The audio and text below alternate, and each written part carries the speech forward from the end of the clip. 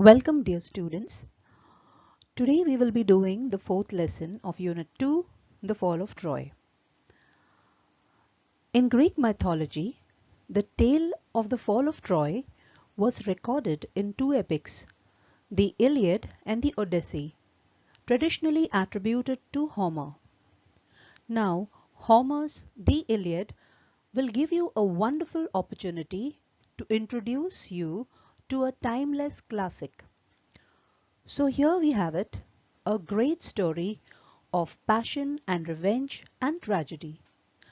As we tour the mysteries of Troy, who knows what secrets will be unlocked? Who knows what mysteries will present themselves to you? So let's begin.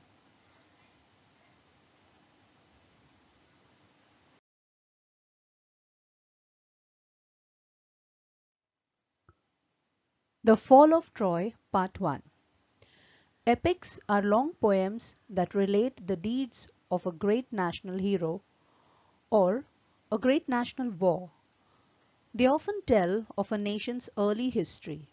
They may be composed or sung or recited for many years before they are actually written down. So, an epic basically is a lengthy narrative poem, ordinarily involving a time beyond living memory, in which occurred the extraordinary doings of the extraordinary men and women who, in dealings with the gods or superhuman forces, gave shape to the mortal universe for their descendants. So an epic may deal with such various subjects as myths, heroic legends, histories, edifying religious tales, animal stories, or philosophical or moral theories.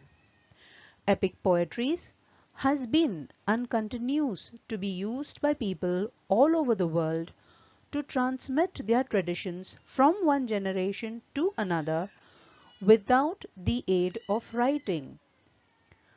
These traditions frequently consist of legendary narratives about the glorious deeds of the national heroes. The two famous Sanskrit epics are the Ramayana and the Mahabharata, and the two great epics of European literature written in ancient Greek are the Iliad and the Odyssey. Just as in Indian literature, we go back to stories from the Ramayana and the Mahabharata, so in the literature of Western countries, they go back to the Iliad and the Odyssey. Just as children all over India know the names of stories of Ram and Sita, Yudhishthira and Arjuna and Draupadi, so children in Western countries know the names of Hector and Odysseus and Achilles and Helen of Troy, the most beautiful woman in the world, because of whom the Greek and Trojans fought for 10 long years.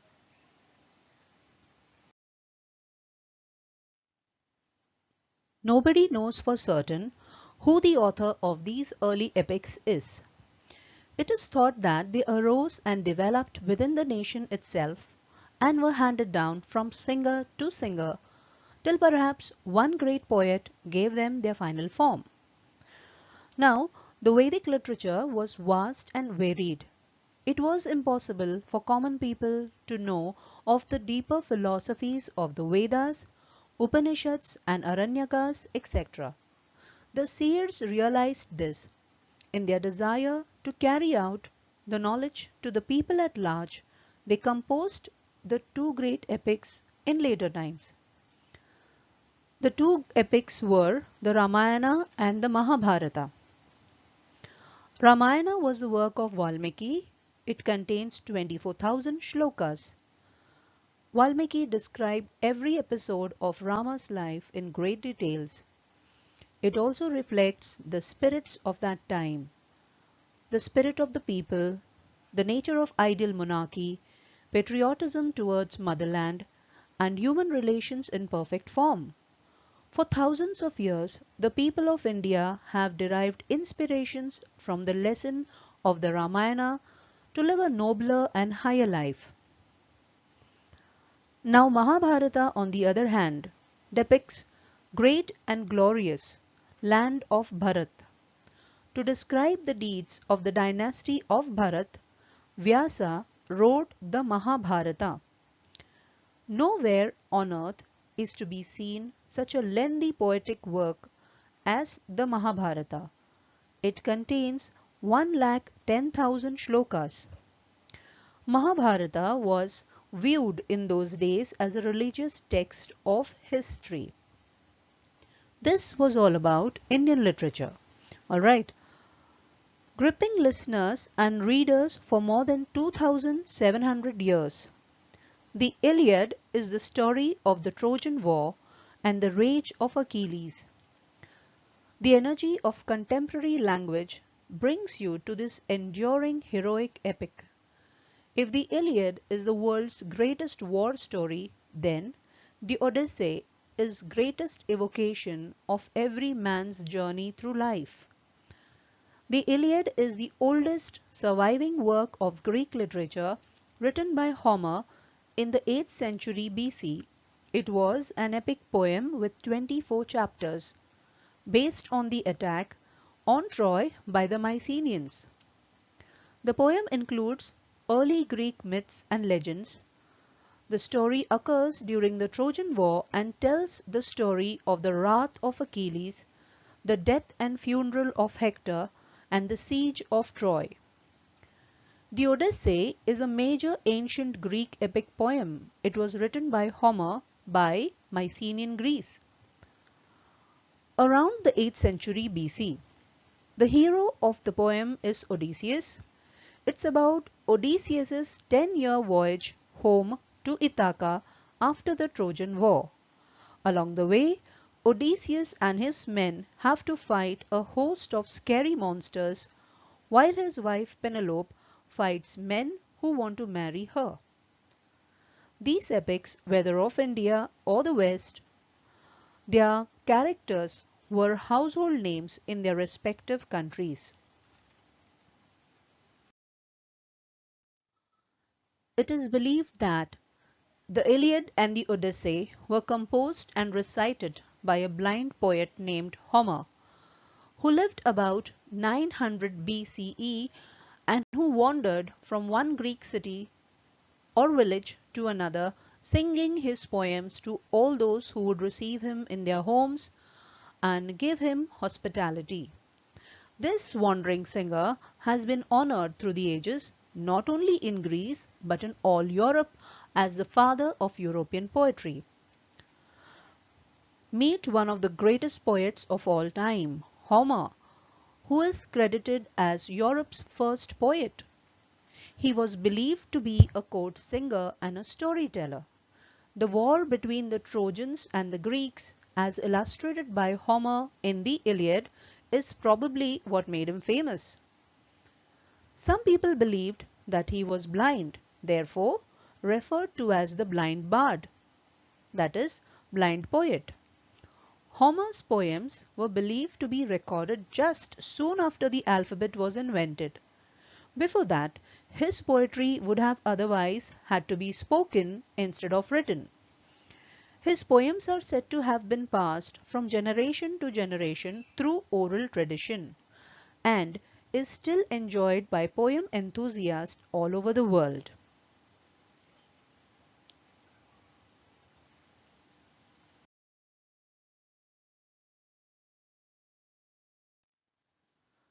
The Iliad is the story of Ilium or Troy, a rich trading city in Asia Minor near the narrow sea that leads from the Aegean to the Black Sea.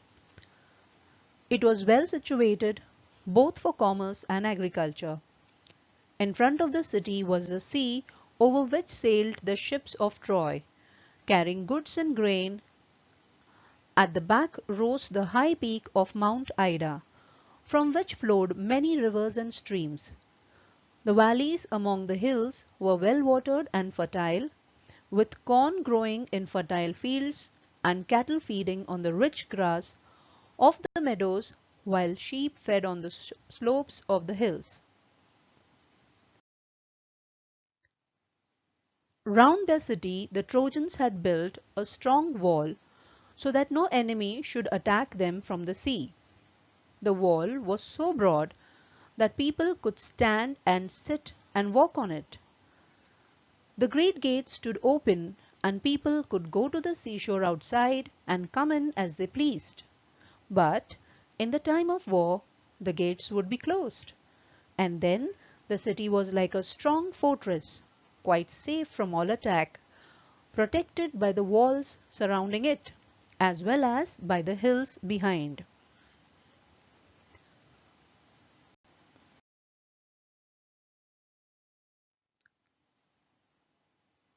Ilium or Troy occupied a strategically important position between Aegean and Eastern civilizations by controlling the principal point of access to the Black Sea.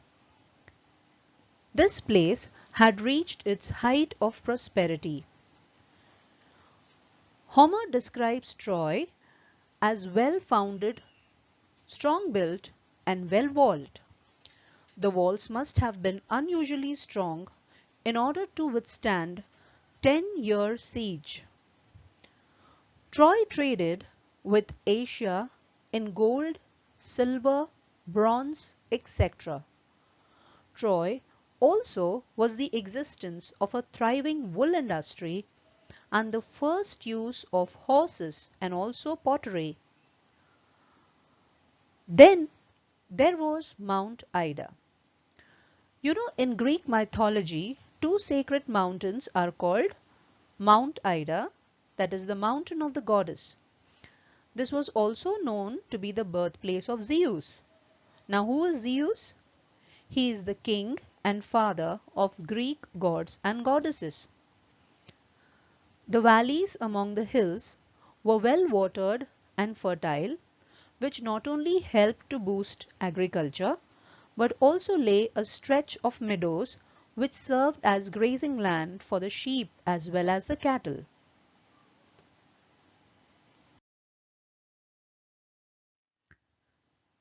Thus Troy was a strong city, strongly protected by its walls and strongly defended by its brave soldiers.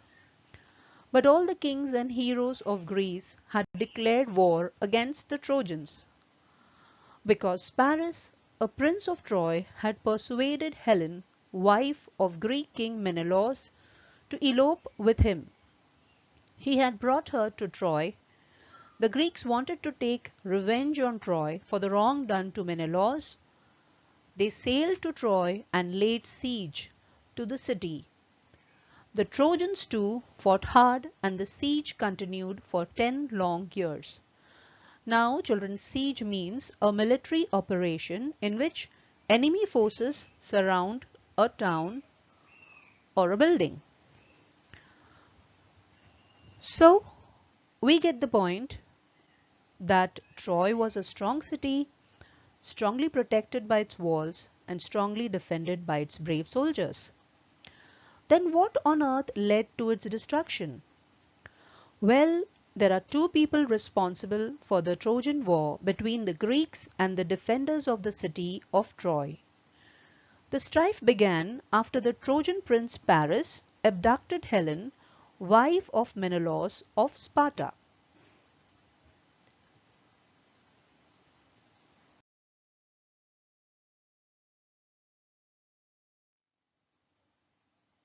Paris was a son of King Priam and the brother of Hector, who was the chief warrior of the Trojan army and an ideal warrior.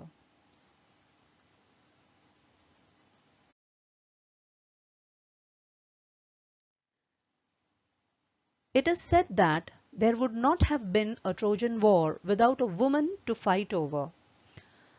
This lesson will explore the character, Helen's involvement and influence in Homer's story, the Iliad. This war between the Greeks and the Trojans lasted for 10 years, but it all began with one woman, Helen. She is rightly referred by Christopher Marlowe as the face that launched 1,000 ships. Helen's biggest impact to this story is to be the direct cause of the Trojan War. As it usually happens in Greek myths, the gods have a role to play in this story. Now, there were three goddesses, Hera, Athena, and Aphrodite, who wanted to claim the golden apple, which belonged to the fairest, that is, to the most beautiful. Now, Zeus chooses the Trojan prince, Paris, to decide who should get the apple. Each goddess had promised him a reward if Paris chose her. He, however, selects Aphrodite in part because she offers him the beautiful Helen. Now, Helen was the most beautiful woman in the world. Unfortunately, Helen is already the wife of the leader of Sparta, King Menelaus.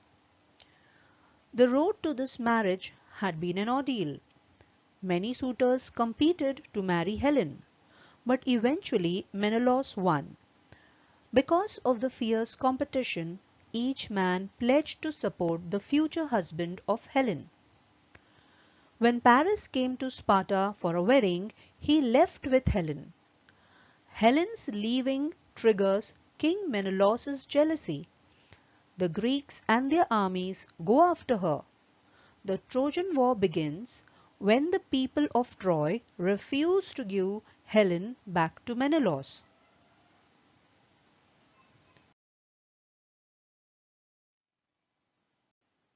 The fighting went on daily, but the siege did not end. On the one hand, the Greeks could not take the city, and on the other hand, the Trojans could not force them to sail away. Every day, the Trojans came out of their gates, and the Greeks came out of their tents and ships, and the fighting went on.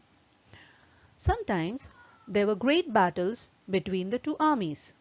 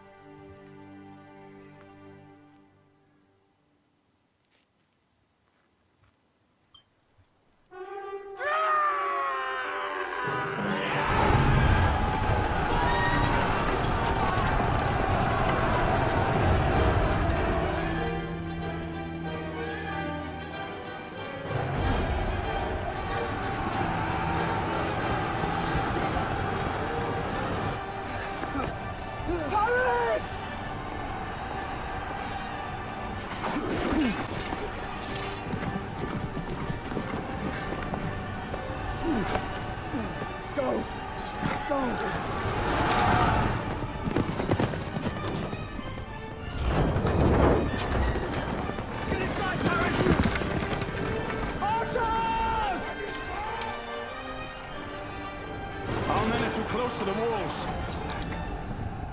Pull back, you fool.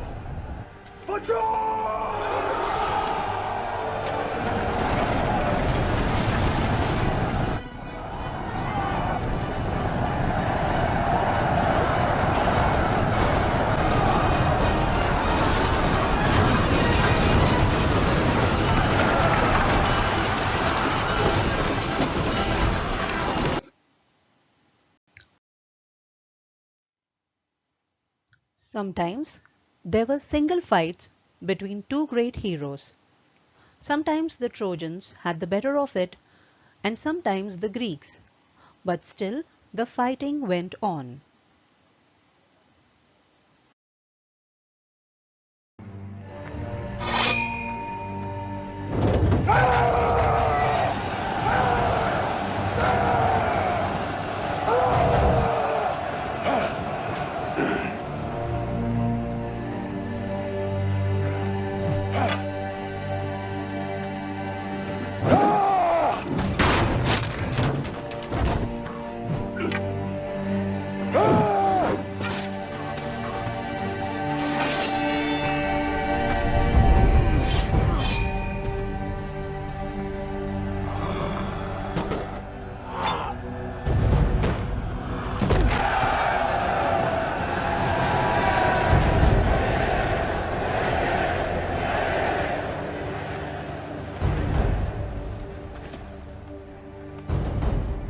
Is there no one else?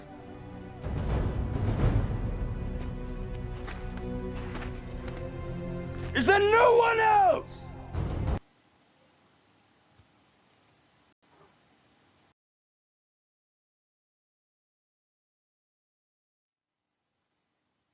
Great heroes on both sides were killed in the course of the war.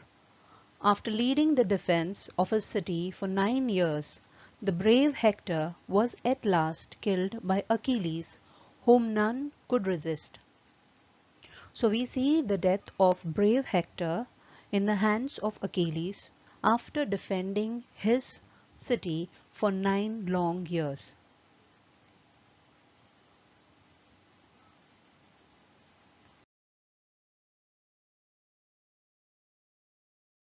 Get up, Prince of Troy. Get up. Won't let a stone take my glory.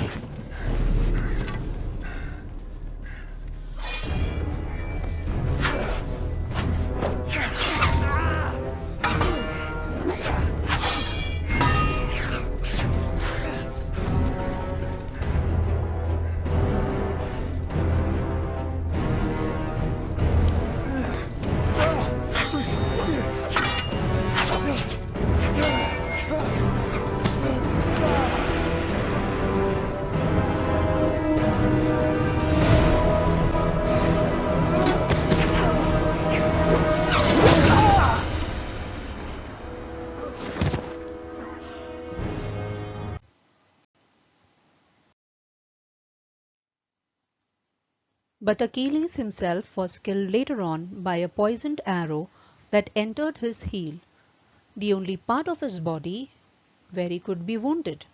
Still later, Paris himself was killed also by a poisoned arrow. The Trojans were tired of being shut up in their city, and the Greeks were longing to see their homes again. But still, the fighting went on.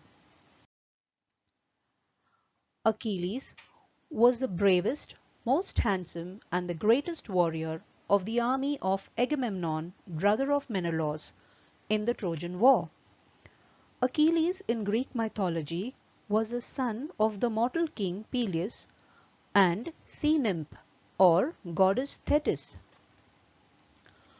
Thetis attempts to make the baby Achilles immortal by dipping him in the river Styx, the river that runs through the underworld, while holding him by the heel. The one part of his body left untouched by the waters becomes his only point of weakness. That's where we get the proverbial Achilles heel, which is weakness in spite of overall strength, which can lead to downfall.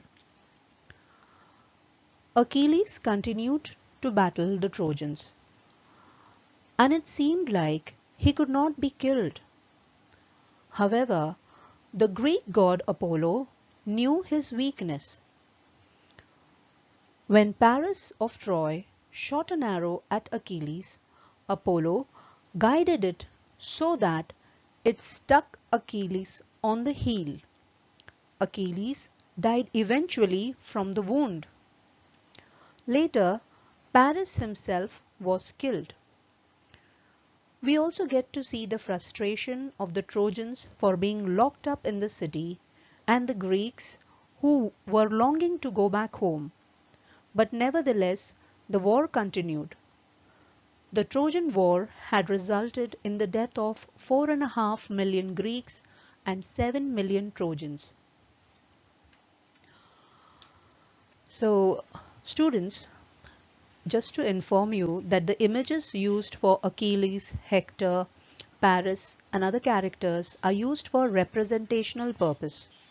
They are not the actual pictures. Well, in the next part of the lesson, we will see how Odysseus hatched a plan to infiltrate the city of Troy and bring the war to an end by conquest. So that's all for now. Thank you.